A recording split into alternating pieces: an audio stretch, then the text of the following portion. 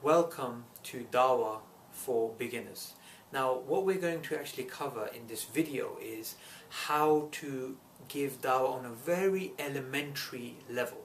Now, what we're going to be going through is something called the GORAP technique, which stands for God's existence, oneness, revelation, and prophethood. Now, say you are giving Dawah on a high street or just somewhere, where it's busy, like a train station, right? Now, you're trying to initiate a conversation, you're trying to stop people. So you might be handing out a flyer saying, "Excuse me, sir, do you know what the purpose of life is? Excuse me, can I ask you a question? Do you believe in a creator?" So if you initiate the conversation like this and ask a non-Muslim a question, now when you ask them a question, you need to have a structure, you need to have a way to actually explain to them the concept of Islam. Now, once you ask them something like, "Do you believe in a creator? Do you believe there's a purpose of life?" Begin off a conversation, get them to, explain their belief or explain their view on purpose of life. Now, once you've built up this rapport and you've built up this sort of conversation, then you basically take it to what we believe about God's existence or about the purpose of life. And what you basically take them through is actually the GORAP technique. Now, at any time, let's just say they start asking questions about, hijab, terrorism, apostasy law, blasphemy law, so many questions about inheritance and finance and praying 5 times a day and shaking hands with the opposite gender, and there's so many questions. Whatever question they bring you, all you need to simply say is, "Thank you for your question. In order for you to understand, the answer, I need to explain to you, the foundations of Islam." And you're still going to try and take them through these steps.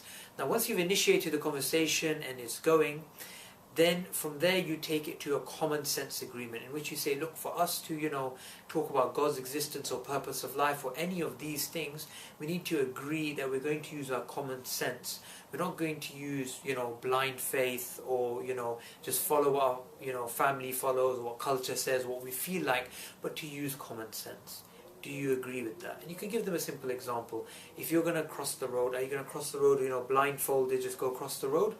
Or are you going to use your mind, reflect, think, look left and right and cross the road? Of course, you're going to use your common sense. You use your logic. So just like with anything in life, we need to use our logic, our reasoning, not just blind faith or just doing things what we like. So once you get a common sense agreement, then you basically go through the reasons why it makes sense that a creator exists. So you could give them a very simple example. For instance, you could pick up your mobile phone and say, "This mobile phone is made of glass and it's made of plastic." Now, glass and plastic, if you smash this mobile with a hammer and you take all the pieces, and those pieces you leave on the table, and the wind comes randomly and by chance a mobile phone forms by accident, can that happen? Just ask them a simple question. They're most likely to say no. Well, actually that can never happen. A mobile phone is clearly something designed, it's clearly something which has, there's intelligence behind this. So if a mobile phone can't form together by chance, then how can the universe, which is vastly more complex than a mobile phone, form by chance? I mean, just think about it. Think about your eyesight, your mind, your body, the universe, the earth and the sun and the stars and all these things, how complex the world is compared to a mobile phone. Just like the mobile phone can't come together by chance, just like in the same way, the world can't come together by chance. So you get an agreement. Does that make sense that God exists? It makes sense that, it's not chance. There is a creator. So once you take it from God's existence, you take it to oneness. Look, it makes sense that God is one. If you have a country that has 2 or 3 different rulers, they'll be fighting each other and there'll be chaos. And the universe has so much complexity and so much order and so much patterns, It makes sense that there is one ruler, that there is one creator. And this peace and harmony is proof of that. And it makes sense the creator, is different to his creation. If I make this table, do I become into the table? Of course not. I'm different to the table. In the same way, God created us, he's different to us. We live, we die. We have a beginning, we have an end. God has no beginning, no end. We're limited in our knowledge and our power, in our thinking. We're limited in so many different ways. Allah, the God, Creator, is, He's not limited like us. So we show that, we're human beings which are needy and God is independent.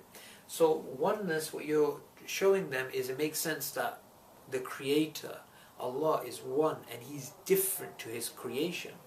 Once you get an agreement on oneness, then the next thing is, well, it makes sense that this Creator would send down revelation, would send down a message to mankind. I mean, just think about it. If you buy a complex camera from a superstore, and you come home and you're trying to work it out and you're not sure how you're going to work it out, what are you going to look for?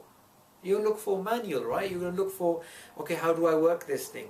And you're looking through the manual. Some of it's making sense, some of it's not. But you might ring up the superstore and say, this camera I bought, this big camera I bought, it doesn't, I don't really understand how it's working. So can you please explain, can you please send down an engineer to maybe explain to me how this works? So they'll send an engineer who will explain the sort of manual to you. So in the same way, if you use that example and you look at the world, God created this world, so it makes sense that He would also send down messengers with manuals, with books of guidance on what our purpose of life is and what we're exactly doing here.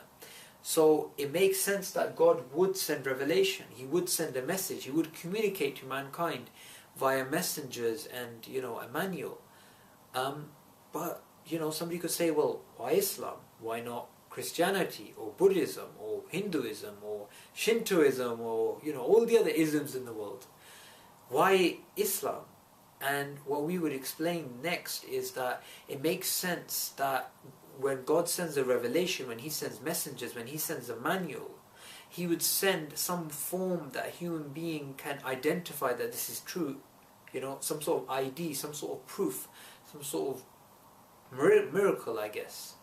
And when it comes to the Quran, there's various ways we can show it's a miracle. For instance, if you just look at the language, the language of the Quran is something which cannot be replicated.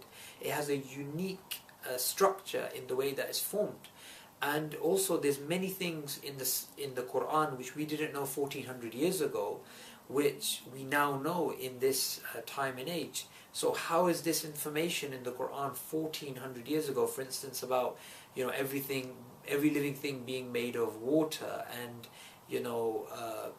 the different sort of way the Quran describes the embryo, and the water cycle, and all these various things about man, life, and the universe, I guess, which are mentioned in the Quran, which could not have been known 1400 years ago.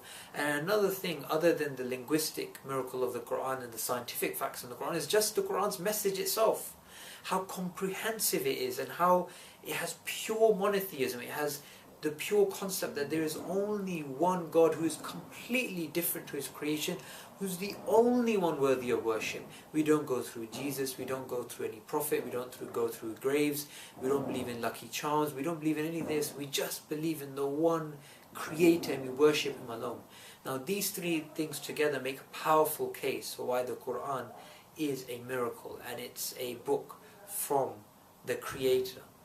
And once we've gone through revelation, then we need to introduce the one who the revelation came to, the Prophet Muhammad sallallahu alaihi wasallam, and to explain that his life is proof that he wasn't a liar, he wasn't deluded, he was telling the truth. A liar does things for fame, for money, for women, for all these things, and he suffered for the message that there's none worthy of worship except Allah.